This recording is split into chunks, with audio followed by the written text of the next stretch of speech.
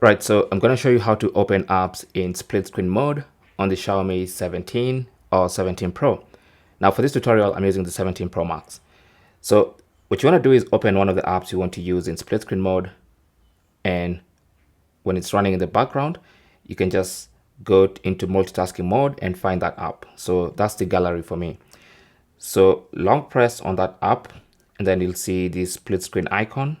Tap on it, and it's going to open that app in the top part of the screen.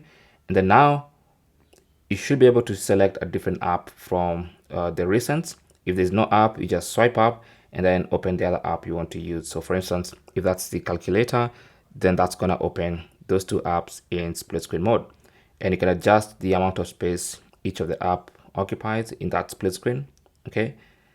And that's it. That's how to use two apps in split screen mode. You can adjust like that.